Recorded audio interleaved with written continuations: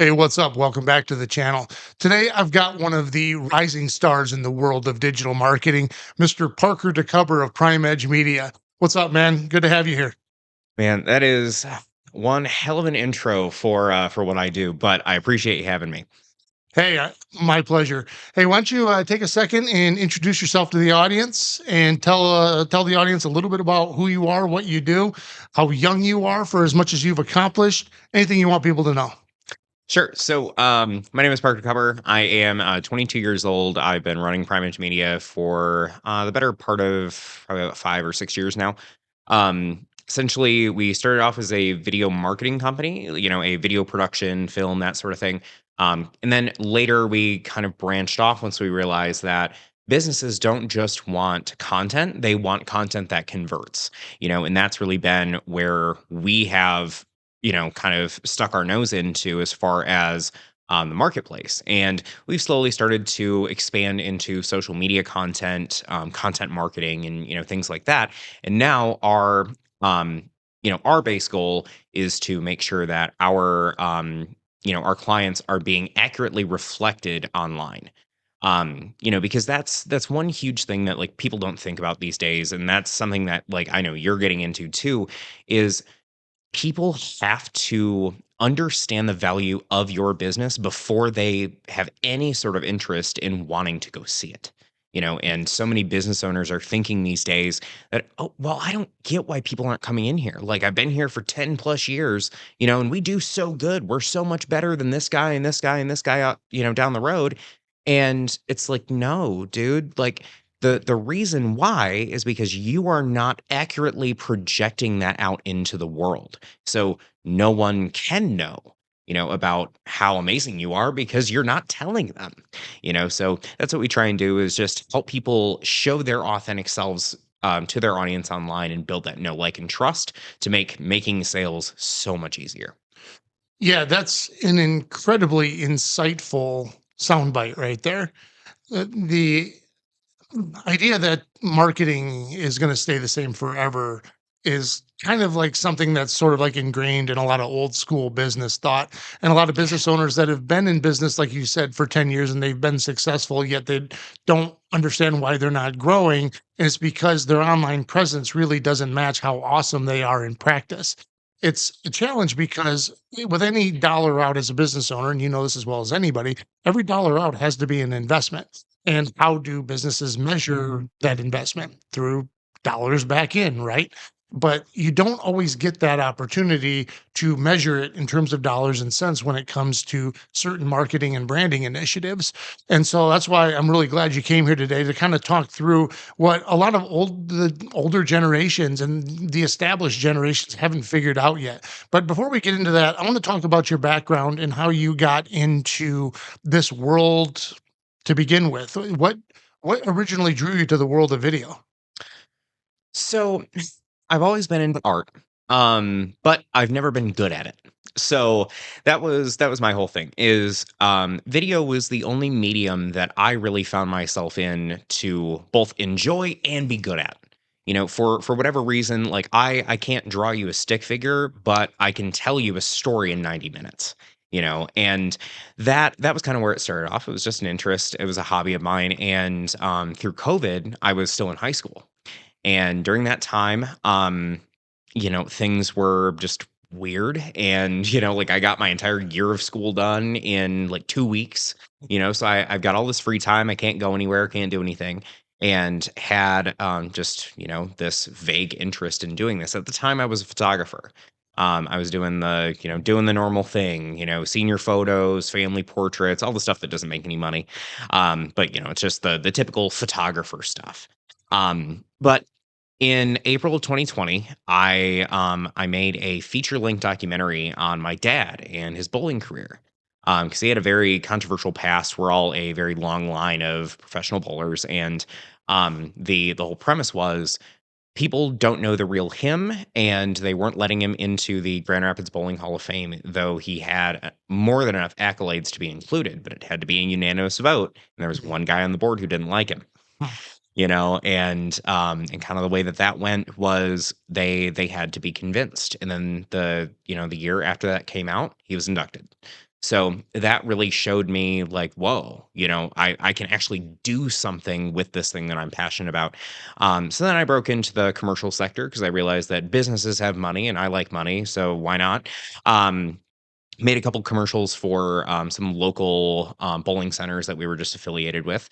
Worst commercials I've ever seen in my entire life, and yet they still made more money. Both centers made more money off of those videos than they had paid me to make them. And it was simply because, like, now looking back, I know it's because they had a pre-established audience that already knew them, loved them, and just having a cool piece like that was really awesome for them. And it kind of made people want to get up and, go see them that week or whatever. But what that kind of showed me was, wow, like, holy shit, I can actually make real money and real impact doing this. So yeah, that was just kind of like cool for me. And I was like, you know what? If I can turn this into something, I might as well. Um, but I had quickly started to kind of realize how much I I guess I would call it separation that there is between videographers and business owners, because they think that, well, you're a video professional. Therefore, you should know how to make me this amazing commercial that is just going to blow up my business overnight. Because that's what I've seen Meyer do. That's what I've seen the Detroit Pistons do. So, of course, my little mom and pop shop down the road is absolutely going to get that same result, off of working with someone who doesn't know a lick about marketing, but they understand video. And one of my least favorite parts about my industry and why a lot of people in my industry don't like me is because I am very, okay with calling out the BS that, your $20,000 red cinema camera does not justify charging people 30 grand for a video that is, a cinematic masterpiece, but it's not doing anything for their brand. It's not like, it just looks cool, and all that type of content does is make the owner feel awesome because, he looks really cool. But then when he goes back to look at his P&L, he realizes, oh shit, that didn't do anything, and they don't even know why. But they just think, oh, well, I hired a professional, so they should know, right? And that's kind of been our mission since then, is bridging that gap between marketers and content creators. Yeah, I ran into that a lot in the web design world where anybody can build you a website. There's a lot of great shops that can build a really nice website and they do nice work. But once they've published the deliverable and exited stage left, okay, as a business owner, okay, I've got this beautiful website. It's live. You can go see it anytime you want, but it's not actually like doing anything for their business because they just hired somebody to build them a website. And you see that a lot in really almost all creative services, even just like writers. Like you can hire a writer to write you 5 blog posts and they'll produce their deliverables, they'll give you the copy, and it's up to you to take it and make money with it essentially and make it an asset to your business. And so I ran into that a lot earlier in my career, not so much now because I've learned to kind of get away from all of that and figure out who the tire kickers are and who really understands what they want because you really can't fault them though because there's so much information out there and there's so many gurus out there putting information in their head. Like for example, everybody wants SEO. That's my world. But they don't really want SEO. They want their phone to ring. And so, they always want more of something. There's always more revenue, either more customers or leads, whatever business they happen to be in. And so figuring that out and then figuring out, okay, I mean, do you want a drill or do you want holes? And when you kind of sort that out, it gets a lot easier. No, yeah, I absolutely agree with you. And I love, by the way, when you say that, like, it's such a awesome like reframe for me when we're getting in the weeds thinking about like, oh, well, what do we need to talk about in in these videos and whatever. It's like, well, what's the main purpose? They're not buying a drill, they're buying holes. And so being able to help our clients understand what their customers are really buying is also very helpful. Yeah, and you're going to lose a lot of opportunities when you take that approach because there's a lot of business owners, they think they know what they need and they want to hire you to do what they're going to tell you to do. And then they're going to blame you when it doesn't go well. I ran into that a lot, earlier on. Again, not so much anymore because we're a lot more selective on who we take on as a client. But a lot of that policy now was born out of those experiences. And so I'm glad to see that you've learned that, because you've got a lot more runway in front of you than I do. And I'm glad to see that you are not only getting started way younger than I did, but you're learning these fundamental lessons way earlier than I did. And so, yeah, you've got a bright future, my friend. There's a lot of more abstract elements of running a business, between, your friendships and its effect it's going to have the effect it's going to have on your friendships, and even relationships with family members aren't always going to understand. And as a younger man, can you speak to some of your experiences as to what that's been like for you? Oh, yes, I can. Um, yeah, I mean, the biggest thing that I tell the younger kids that are coming up that I mentor is be prepared for the loneliest season of your entire life. Expect absolutely no one to understand you and have to be okay with that. You essentially have to be willing to tell them, "Hey, no, all of you in front of me that are telling me this exact same thing are all 100% wrong." And then you have to walk the other way confidently. And that is one of the hardest things that I've ever done. And like I had a lot of influence with my parents, when I was young, that they never went to college. They were just like, I think that's the thing to do. I don't know, you should probably do it. And so I did that, and it was a total waste. I now granted, I did get a lot of my first team members off of college because it was a lot of people who just needed some side work and whatever, and that was fun. Um, but in the grand scheme, I mean, it held me back. And even thinking about it doesn't feel real to me still that I've done anything, because I'm still in my, what you would refer to as like your Rocky cutscene. I'm still just working my face off trying to build something that I would deem, meaningful, and I haven't done that yet. And to think that there are people out there who think that I've done so much more than I actually have, and want to take advantage of that. It's just it's insane to me to even think about. But I've had people, especially like yourself, that have said to me, no, dude, like people see that you're somewhat going somewhere, and they want a piece of that, and so that has also been kind of difficult to navigate. Um, but I've got all sorts of stories. I mean, there's actually there's one email in our welcome email sequence to people that join our list now, and it talks about the millionaire that told me to go fuck myself. And it was this family friend of ours who I was basically telling people like on social media like, hey, I'm doing the video thing. We just did this for these two centers, and but basically let me come film your business. And he gave me a shot, and he goes, come in my office and we can, talk everything over and whatever. And this is back when I didn't understand the concept of ROI, and my content needing to make a business money. I knew that it could. I just didn't know like how important that really was. Because for me, I'm like, well, look at this amazing video that I can do for you. That should be enough because it's enough for me, but it's not enough for them. But anyway, so it was the worst yet most educational meeting I've ever had. And walked in like dressed the nines because that's what I thought that I had to do. Um, you know, Sold the hell out of myself from what I understood how to do at, 17, 18 years old. And I presented my whole pitch and everything, and he goes, "Okay, so how is this gonna make me money?" I'm like, "Well, what do you mean?" He goes, "You don't have an ROI plan?" I'm like, I don't even know what ROI stands for."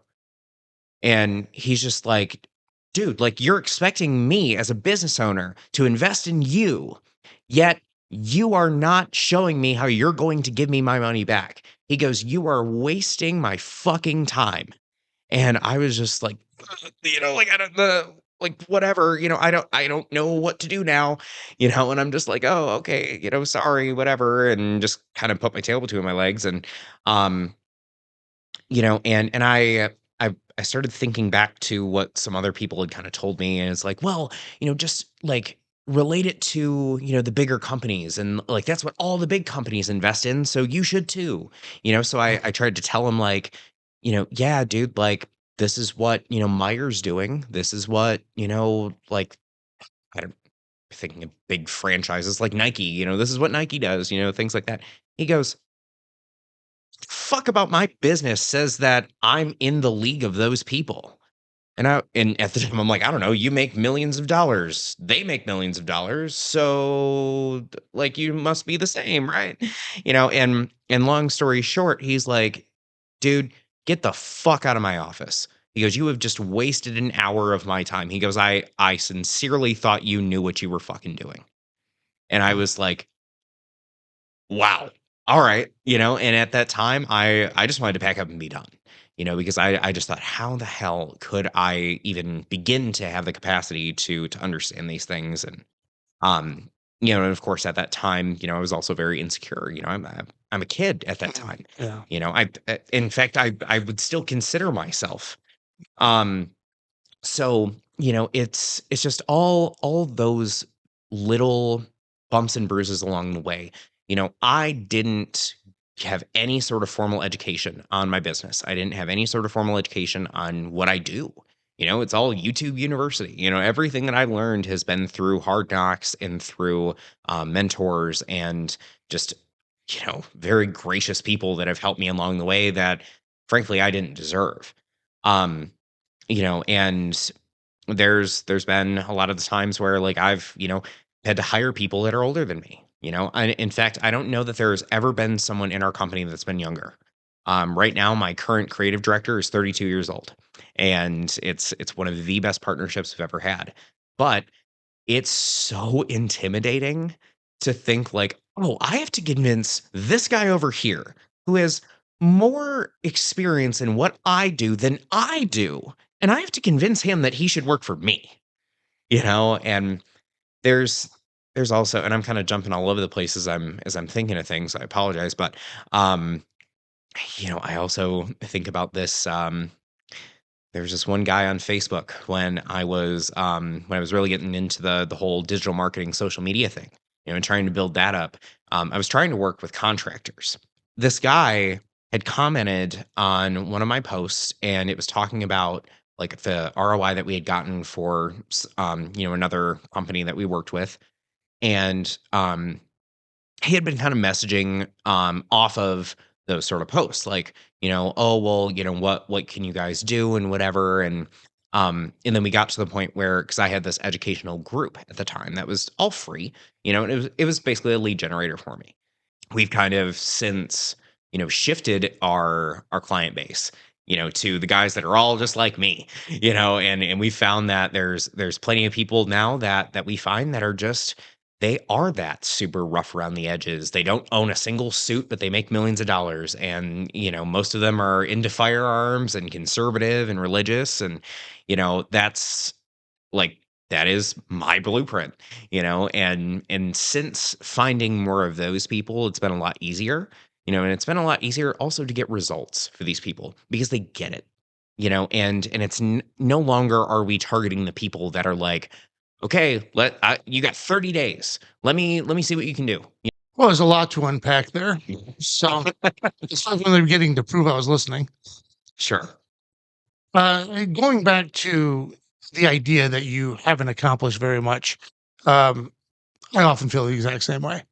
And I feel like we all do.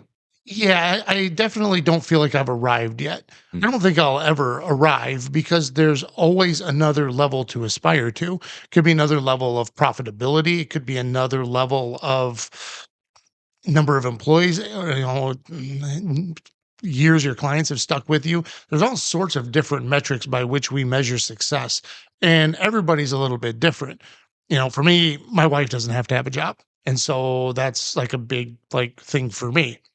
And so, as long as that's always the case, I'll always consider myself to be successful.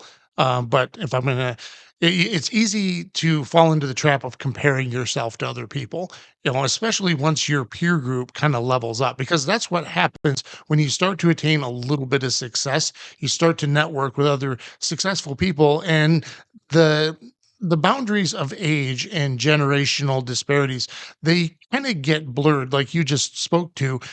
You encounter that, if your peers are 50-year-old business owners, the conversation you had with the gentleman, I mean, you got yourself into that office, you got a seat in front of him.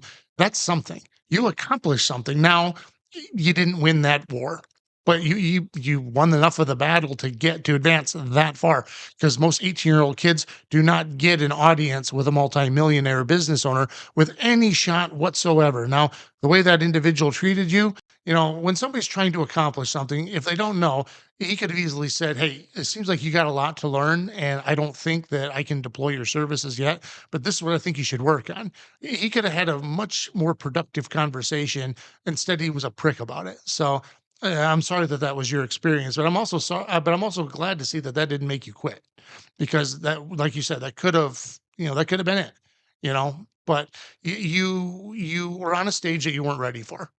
But you still got your ass on that stage and then got back up after you got your ass kicked. And so, yeah, and business owners don't talk to people that way. They just No. don't. So, No, and honestly, I'd be lying if if I said that I didn't continue out of spite. I mean, a lot of the, I guess, quote unquote success that we've had has been due to, you know, trying to prove others wrong.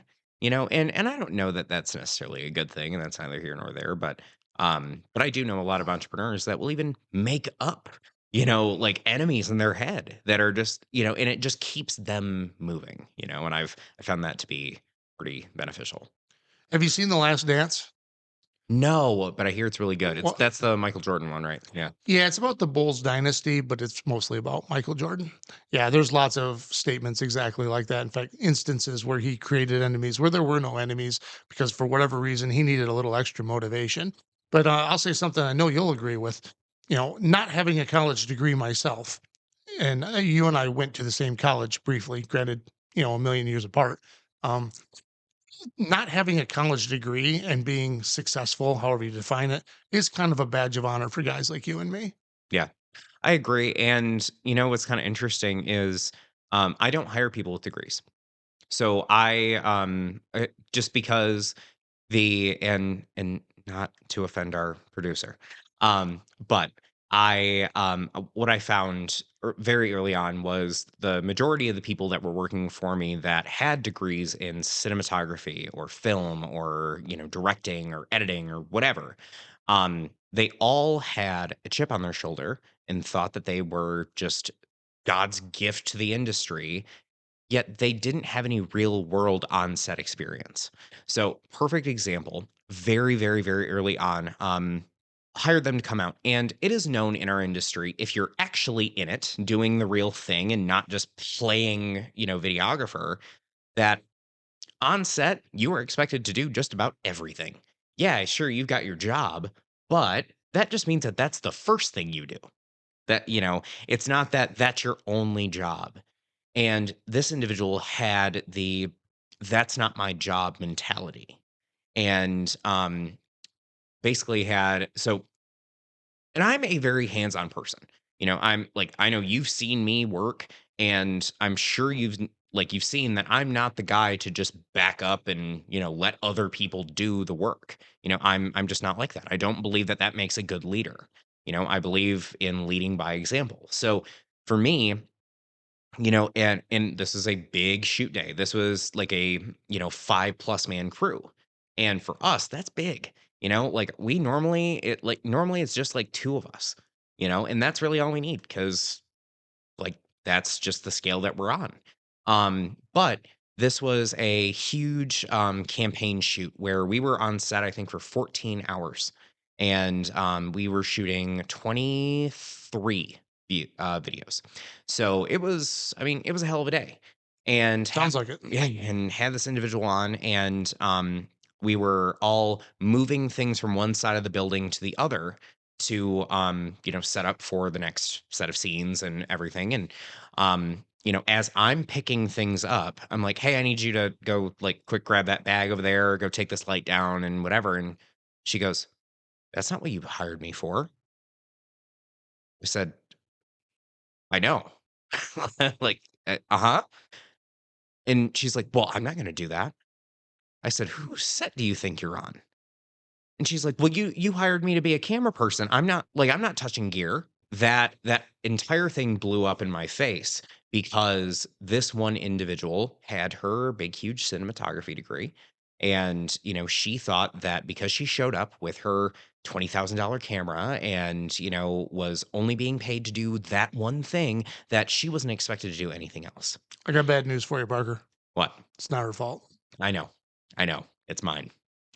And, and that's why nowadays I hire the guys who are doing these things on set in real life, because I didn't realize at the time that the reason she felt that way was because the sets that she was on in college were all, it was a class. So there's 20 people that all need to have a job. And people are very, very like particular about like what their title is and all that stuff, and like you don't want to step on toes. But on our sets, it's like, no, that stuff needs to go over there. So we're just all moving it over there. And it was just a very like rude awakening for me. And I was telling a mentor of mine at the time about it, and he goes, "Dude, did you tell her that that's what was supposed to be done?" And I was like, "Well, no, I guess I just expected it." And he goes, "Ah, you assumed. So you're the asshole." It's like, yeah, probably. Yeah, Um, yeah, you already got to it, but you got to set expectations, and Absolutely. that's it. And if they don't like it in the beginning, hey, that's great. But you set the expectation by not setting the expectation that Right. she's going to define her own role because you didn't tell her what her job was going to be. Mm, So she's got this fancy degree and this fancy title that she thinks she's getting, but I think we all know where we're going with there. So I think you owe that person an apology. but yeah, I definitely agree. Sounds like a combination of issues. Yeah.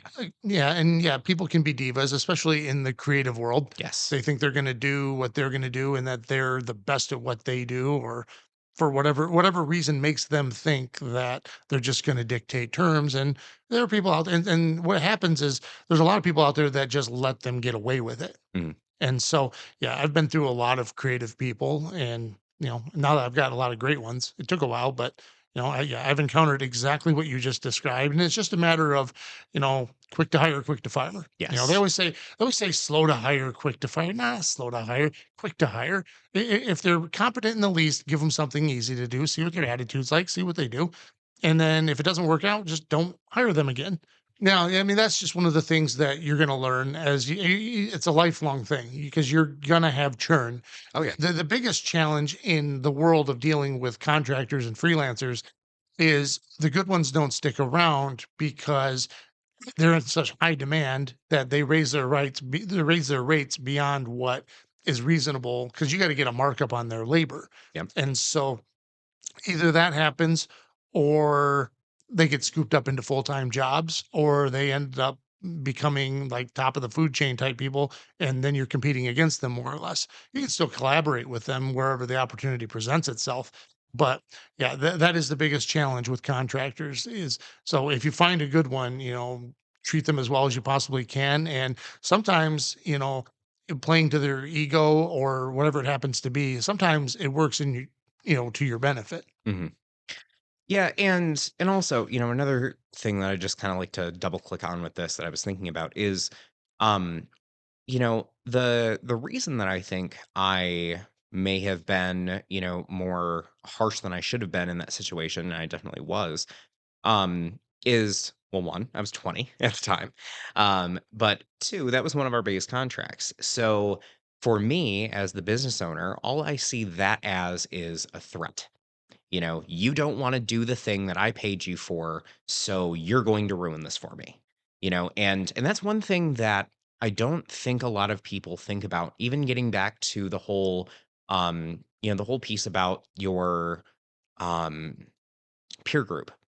You know, people don't understand what goes into what we do. Therefore, they just think that we're, oh, you're always working, or, is family not important to you? I've been asked that before. I Um, believe it. I don't do family holidays. I just don't. I would rather work, and I would rather not play into obligations that I don't think that I should have. I would rather spend quality time with my family, not under obligation. So that's been, one huge thing. I also very rarely go out. I used to go out quite a bit, and that was in an effort to try to make friends my age until I realized that there's really no benefit to that. For me, my friends are 30, 40, 50 years old, and it's awesome, and I've finally gotten to a point where I can accept that and I love it, but I've also been there where they're they're like, like 9 o'clock rolls around and I gotta head out. You know why? Because I gotta get up at 4 in the morning to go put out client fires, and that's just not the world that they live in. So it gets very frustrating for both sides because you just don't understand each other, and you don't understand the obligations that we have versus what you have at your 9 to 5. In fact, I was at my mom's birthday party last night, and I was in the middle of getting a deal closed, and like I have that agreement with her that she's like, by all means, bar none, if you have a sale to make, go make it, because she understands that that's what my life depends on right now. My like this is my full time gig, so um, but then I had my family that was there all being like, "Why are you being such an asshole?" Like, like, you should be paying attention and be present and whatever. And it's like, you don't understand how difficult this is for me to have to step away in order to go do that on a Friday night, for me to step away from my mother's 50th birthday party to have to go make money because that's what my life depends on. Um, and like I, found myself just like pissed off by the end of the night. And I was just like, I just want to get out of here because you guys don't get it. You would rather sit here and get shit faced drunk and like piss away all your money so that you can avoid what you are trying to avoid in your real life. Whereas what I'm trying to do is build something sustainable, larger than myself. And at 22 years old, with, no investors or anything like that, just doing this from scratch on my own, learning through hard knocks. That's just what has to happen sometimes, and it sucks. Like it's not, that's not something that I actively seek out to do. And there's always those checks and balances that you need to make with the people in your life to, maintain those relationships and things. But you also like you I feel that you have to get to a point where the people in your life understand you and are willing to push you forward in the things that you're looking to do, not take you away from them because they don't understand. Well, your success and your ambition, going back to having to leave your mom's birthday, that's kind of an extreme example, but that's real. Yep. I mean, these are real stories of what it's like, the sacrifices you're going to have to make because you've got to strike when the iron is hot. And sometimes it's at 9 o'clock on a Friday night because your client's on the West Coast and they're still in normal business hours. I've taken phone calls on Easter Sunday from clients. If I look at my caller ID and I see a client's name, if I can answer, I absolutely will. And even if nothing else, I say, "Hey, I'm at a birthday party. Is it urgent?" I just start the conversation that way. And a lot of times they're just like they have something on their mind and they just want to get it out there right there because they're working on a Sunday, Yeah. and they know I'm working on a Sunday because that's the rapport that we have. But they also know that, I'm a family man and I do have other obligations. So they're cool about it. I find it hard to believe that you couldn't have closed that deal on a Monday morning. But hey, every situation's a little bit different. But that's the reality of what it is, what it's like to be in a service based business when opportunities, I want to say they're few and far between, but it's not like they're coming down the pipeline 25 per day and you can pick and choose the best opportunities. You've been pursuing this for weeks and finally you've got an opportunity to close this deal. And this might be your only opportunity, and it could be life changing, because one client can be life changing. So it really, and truly, I mean, we've had clients that have paid us north of a $500,000 over the course of their time on our client roster over the course of 6, 7, 8 years. And a lot of times it happened just because I was the one who answered the phone on a Friday night or whatever it happened to be. It's true. Yeah, and, that prospect in particular, I was chasing for 2.5 months, and he fought like, I couldn't get a hold of him for, like, weeks on end because he's just that busy, and finally, he got a minute and called me up just randomly, and I'm like, "Alright, guess we're doing it," and we wound up closing the deal. So, Right. Good for you. I'm happy for you. thanks. Well, yeah, sacrifices must be made. And, when you show that type of ambition, when it's one thing to say, hey, I can't hang out because I'm busy, they'll go out, they'll go about their lives. Mhm. But when you're there, when they see it, right? I got to run. I've got an opportunity. I've got to go. You're accentuating their insecurities. Mhm. And I know that you know that there's nothing you can do about it. That's a them problem, not a you problem. And the sooner you wrap your mind around that, you don't even have to be rude. You just say, I know you don't understand, but I got to go. I'll catch you tomorrow. I'll Yeah. let you know how it goes. And then you pull up in a late model BMW the next time they see you. And yep, these are the rewards. I mean, the reward in a lot of ways is you don't have to do what they have to do. That's right. Yeah, I mean, I tell this to people all the time.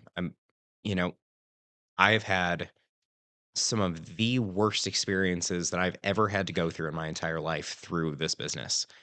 Yet I would never trade anything that I have gone through. In fact, I would go through it 10 times over before I ever had to report to someone else, and I feel like you are kind of that way too. Like we just don't, enjoy playing in the sandbox with other people. We want to build some real shit, we want to do it on our own terms.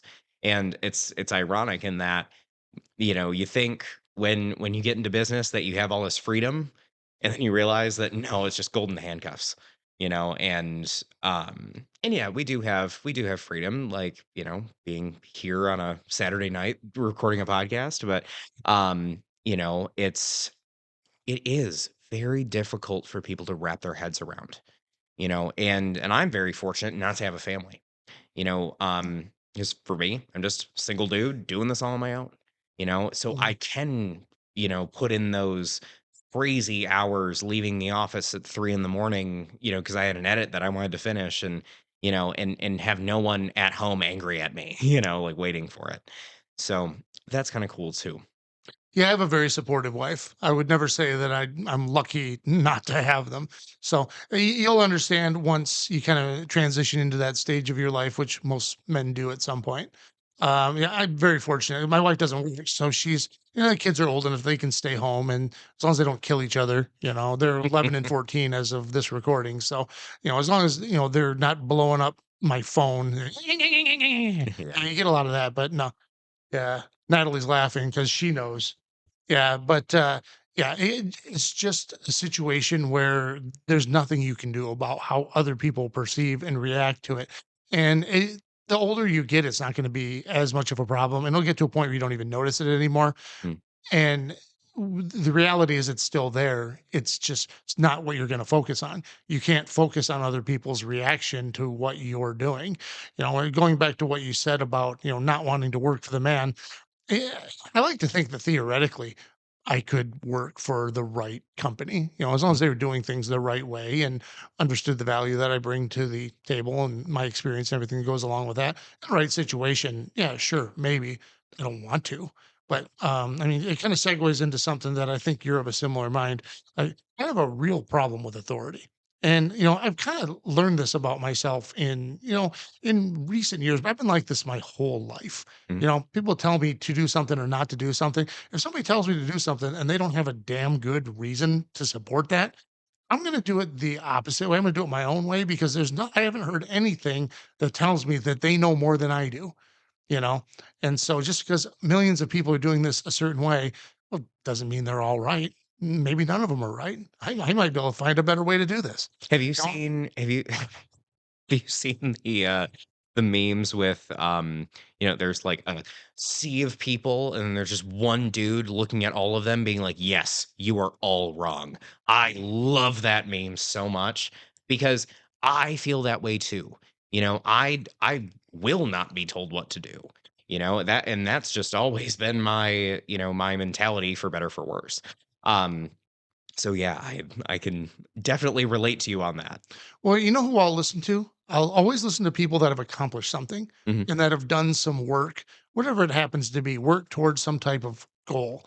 It can be an athlete, it can be a business owner, it can be a teacher that's gone the extra mile. It doesn't have to be, some highly prominent person, but these people that haven't done anything with their lives and then, they wanna look down their nose at me. I don't have that problem anymore, and I don't it was probably more of my own perception than anything else, because none of those people are thinking about me now. But, just like none of the people are thinking about you. As soon as you're out, they might talk shit about you, but they're not gonna think about you because you've elevated above them, and you've done it at such a young age, and you're just getting started to where, 10, 15 years from now, you continue on this trajectory, you're gonna be a real A-lister. And I know that you know that. It's just a matter of time.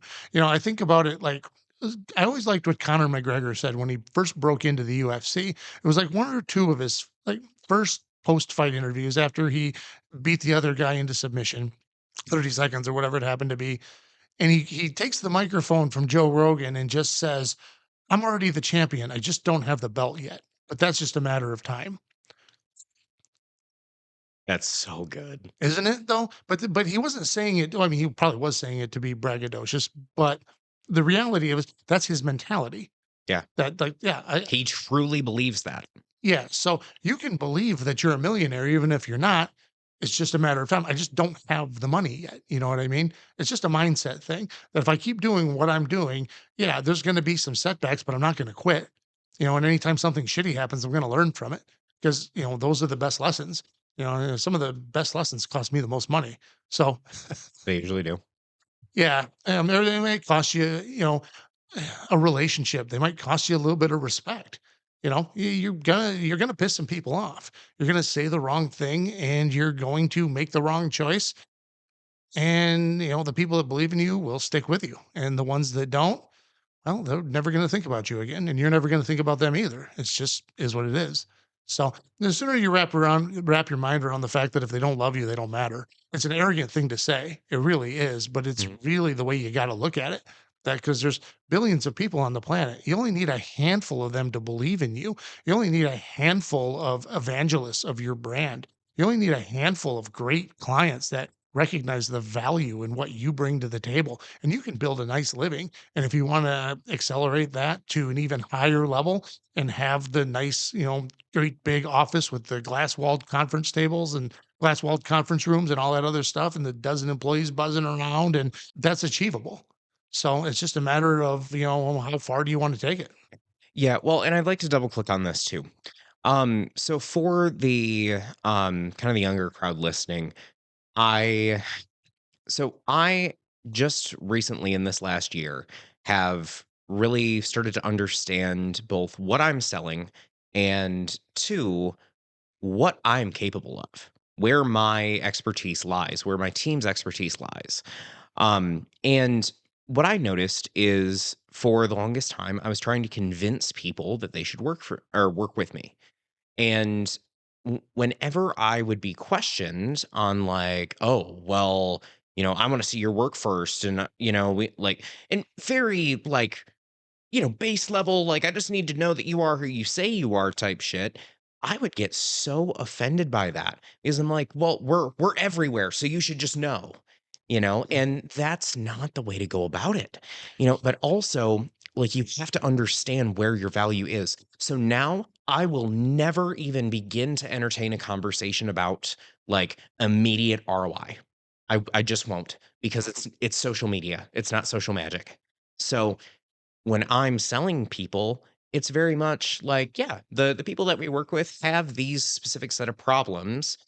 So if that's a thing that you're dealing with right now, or if that's something that you'd like to, look into, here I am. I'm not going to sit there and try and convince you. I have a very specific set of services that we offer and a very specific problem that we solve for a very specific person. And if you fit into that bucket, awesome, we can help you. But if not, whatever.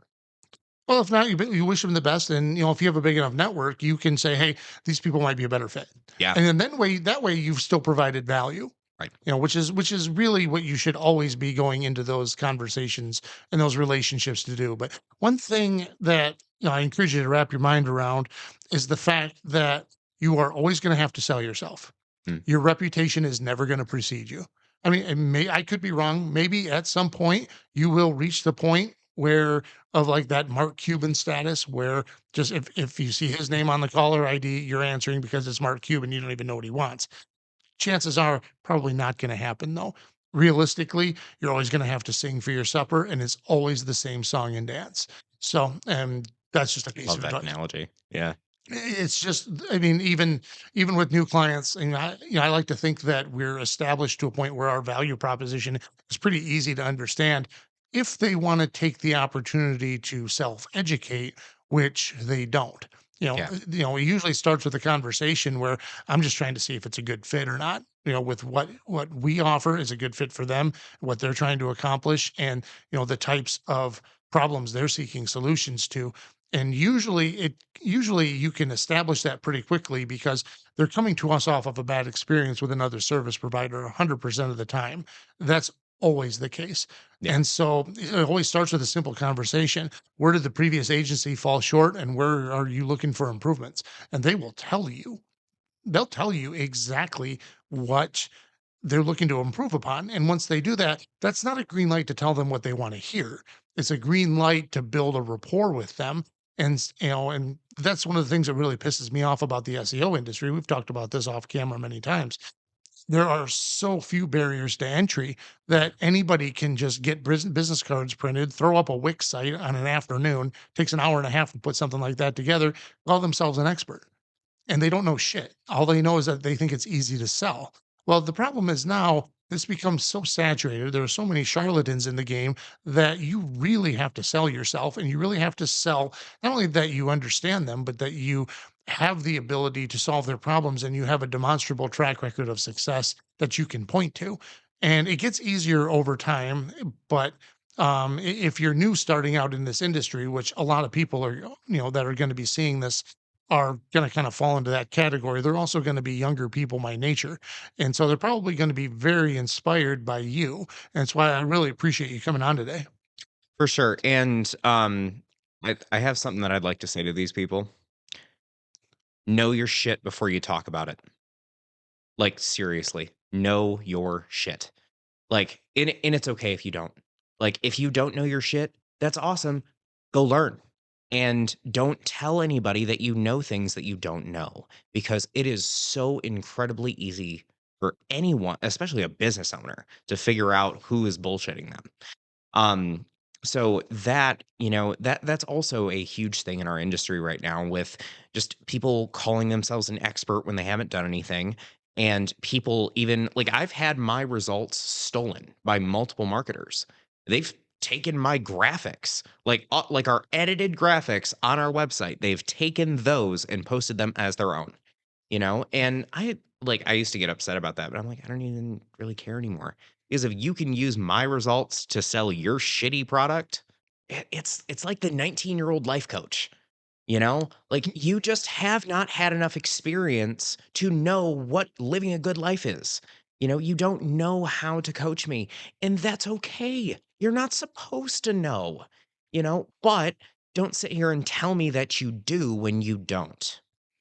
Well, what you just touched on is kind of interesting because there's a lot of people that want to get into this industry, and the most common advice that I dispense is get a job with an agency somewhere. I got my start at Mindscape, and so which was a little bit different than most people because I was dealing with huge clients, no, huge companies. Like pretty much as soon as I started there, companies like Meyer and Bissell and Two Men in a Truck, and I was like in meetings with like these corporate executives and I don't say I didn't know anything, but I certainly don't think I belonged at the table with these guys with 30 years experience.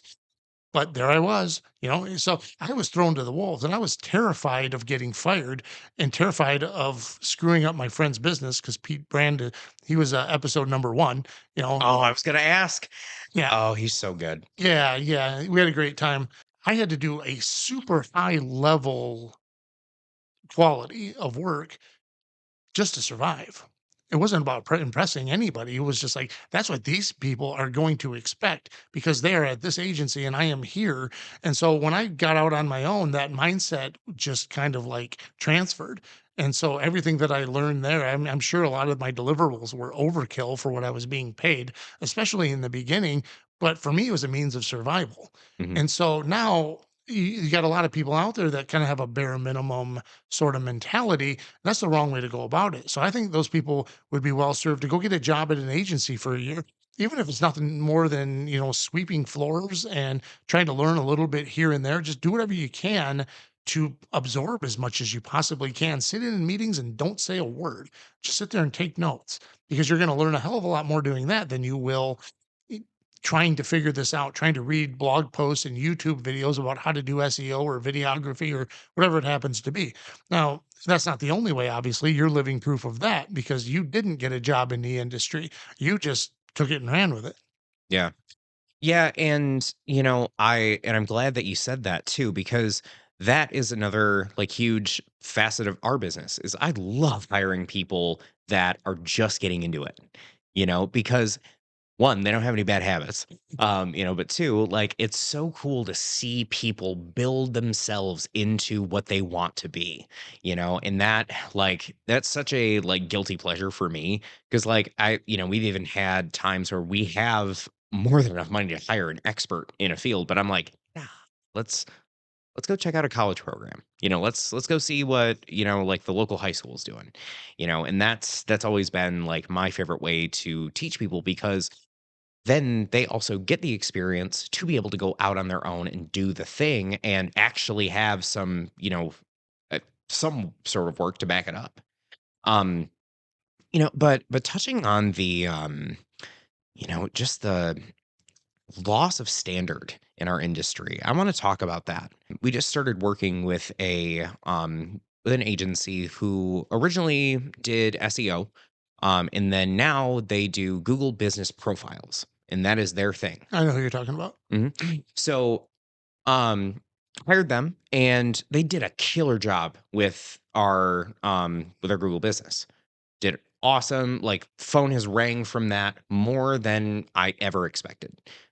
But this individual also sells social media management, and the conversations that we've had about social media have been like, it's been made very apparent to me that he doesn't know the first thing about social media.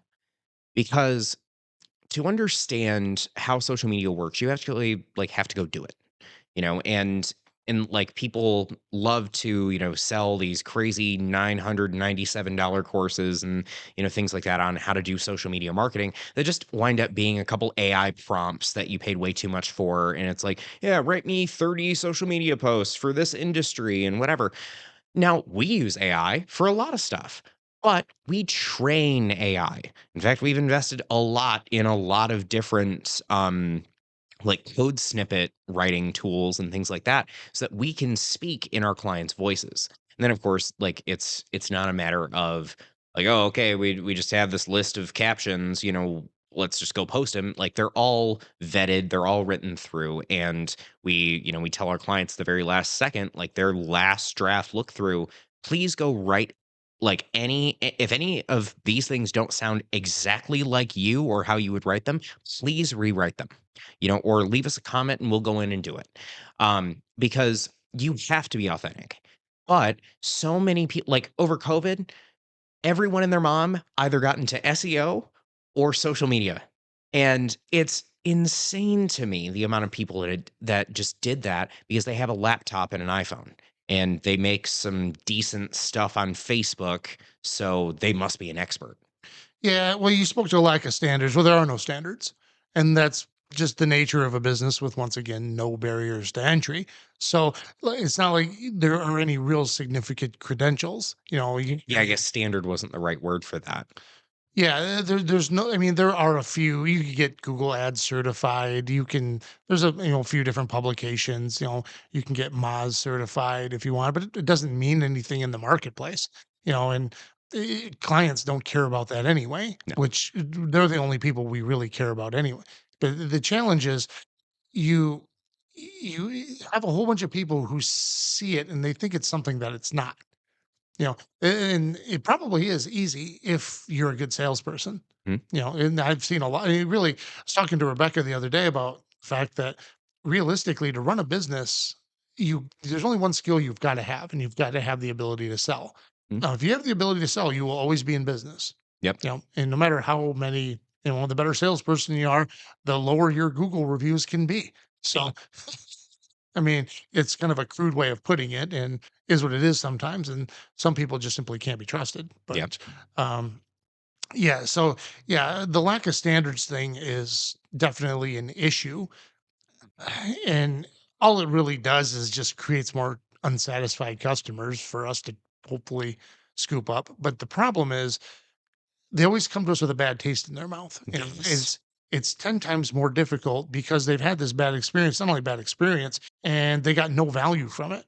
And so then I come into the meeting saying the exact same things, talking about, the KPIs and all the other things that they need to be focused on and what differentiates me from the people that didn't deliver. So I had to find a different approach. It all speaks to understanding your potential clients' pain points and whether your services can actually help them solve that. It really kind of boils down to that. And if you kind of broom everything that's not a good fit, you get really good at figuring out what's not going to work right away to a point where you probably don't even need to pick up the phone and call them. You can tell by one or two emails whether or not they're going to be a seriously good fit or something worth pursuing. And there's a lot of boxes that we have to check in order to take somebody on as a client. But one of the biggest ones is that this is not an overnight thing. This is something that you invest in. But once you're entrenched and solidified with our methodology, it's really difficult for another competitor to come along and defeat you. And I use that word deliberately because it is a competition. It's essentially a zero sum game, is probably a better way of characterizing it. Because in order to achieve SEO rankings, you have to take what somebody else has worked to accomplish. And they're not going to just sit back and do nothing if they see you start to leapfrog them. And so it really is a war. And it's a fun war. I mean, nobody gets killed. So, but it can be pretty crazy. Yeah, that's why I don't like ads.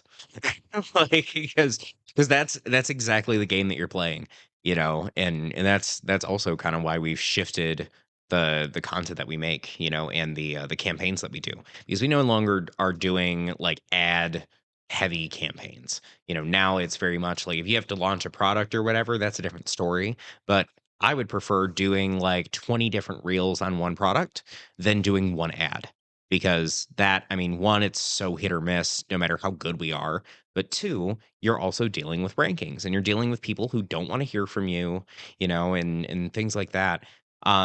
So yeah, I'm glad that you brought that up because it's really interesting. And one of the things now that I like how I sell people now is like as I'm explaining how our system works is, have you ever worked out before? And they'll typically say, "Well, yeah, once probably in high school." And I said, "Got it. So that one time in high school, did that leave you like 100 pounds lighter and like stupid jacked?" And they were like, "Well, no, of course not." I said, "Okay, so that is how your first month of social media is going to be. It's gonna suck.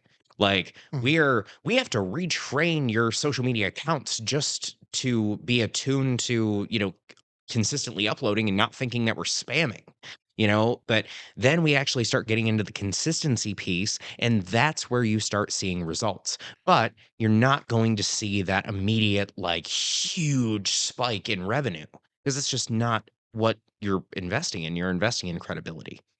Yeah, and going back to what you said about a product, that's interesting because if you think about the difference between social media and SEO, organic, is that from a marketing standpoint, with SEO, you're trying to capture the natural demand that's already out there. There's people typing in search queries for the products and services that you sell, and it's just a matter of trying to cast as wide a net as you possibly can.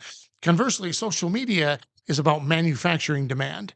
Mhm. And really manufacturing awareness and, like you just said, credibility. So they're two completely different worlds. The world of SEO suits me so much more because I don't have to create the demand.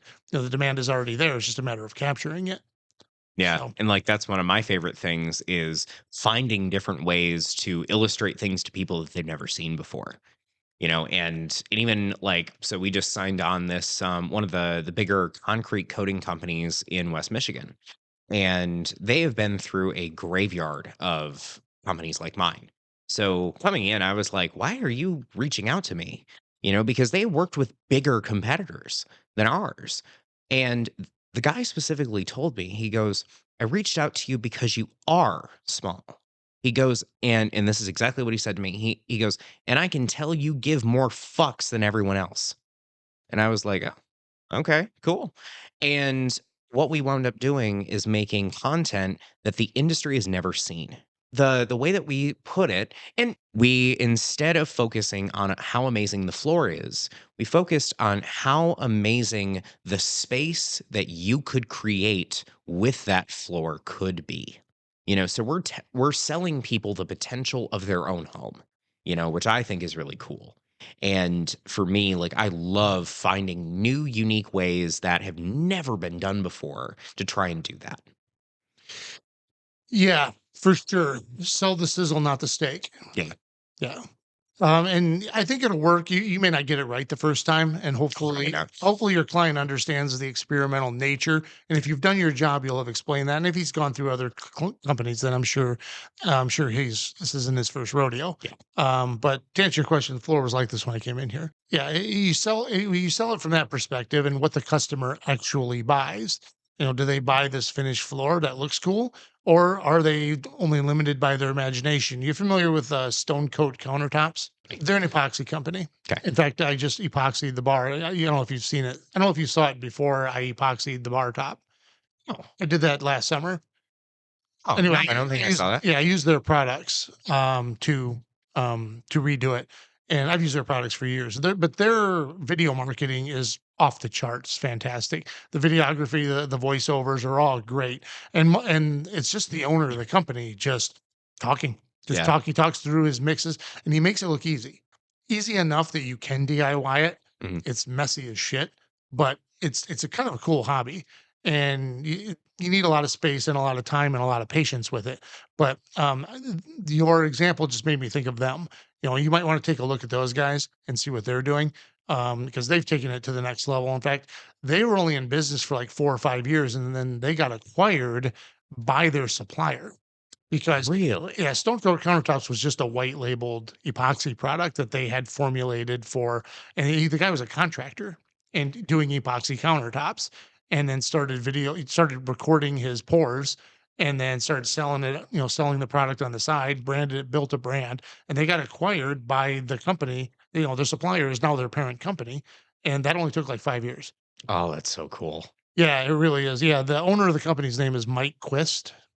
So, yeah, his brother is actually doing most of the social media now. His brother's name is Mitch Quist. Gotcha. Yeah, so they were out in Oregon. There's a lot of people that are going to watch this that want to break into social media, want to break into SEO, want to break into videography. If you could dispense one piece of advice to them, other than don't do it, um, That was literally gonna be my answer is don't. yeah, well, they're going to do it anyway, and good for them. Good for them for trying. Agreed. So, part of my life's mission with this channel is to if they're going to do it, they're going to do it. And they're going to hang a shingle and they're going to try and sell these services. If they're going to do it, I want them to do it the right way. Mhm. And then maybe one day, they can be a MoxieMen contractor. And seriously, if they're good, I'll give them a shot. Yeah. Um, but what advice would you give somebody who's maybe your age, maybe a little younger, maybe even a little older, who wants to get into this in some capacity or another? What does their mindset need to be? Know who you are and what you're capable of. Because if you don't, you're in for a rude awakening. Because for me, when I got into this, I didn't know what the hell I was doing, and I didn't know if I was good. I didn't know if I knew what I was doing, and really that has been one of the biggest pitfalls for me my entire career has been I don't know if I'm doing the right thing. I don't know if I'm doing this right. I don't know if I'm doing right by people. And it's a constant insecurity of mine. So understand who you are and utilize the facts that you have at your disposal to help educate yourself on that. And, people that are just getting into this won't have done anything. So, of course, your first couple clients, that's going to suck and it's going to be really hard to get them if you don't sell them for free, which by the way, I would recommend that you just do free work for 5 clients, get them killer results, and then get a testimonial from them. Like, that's how I got started. Um, and if I had to do it over again, that's exactly what I would be doing. Um, but yeah, I mean, know who you are and have some fucking integrity. Like, that is huge. Let people know that you understand your own shortcomings so that you can use them as leverage. Because, like, I know Alex Hormozy has talked about, um, his past competitors that were super young and didn't really know what they were doing. And they were like, "Well, how am I ever going to compete against you?" And the way that he explains it is, well, you just say that, well, at gym launch, you're never going to get to talk to Alex. But when you're with us, because we're so small and attentive, like, you're gonna get one-on-one connection with me all the time, and you're gonna be constantly able to call me and be in contact and everything, and you're just a number over there, like, we actually care about you, Whereas he's like, "Well, yeah, but this is a kid in his mom's basement. We have all of these case studies, that we are who we say we are." And you notice there that those are both very compelling arguments. And you just have to find what those are for you and play into them. For me, like, what I battled for a very long time is not leaning into my personality. I tried very, very hard to be super buttoned up and the super prim proper professional to, try and sell people. And one, humans can smell intention. But two, it's just not a fun, sustainable life to live. I would much rather lose a deal over someone who is not going to be a good personality fit for me than make my life a living hell for the 6 months that they work with us and have to be someone that I'm just not, all the time. So, yeah, be you and find out, like, what are the strengths that you already have as someone in social media and figure out what you need to learn and how you're going to get there, and just be fucking honest. And then on top of that, as far as, like, just the whole running the business standpoint, um, please don't go to school for it because you don't need to.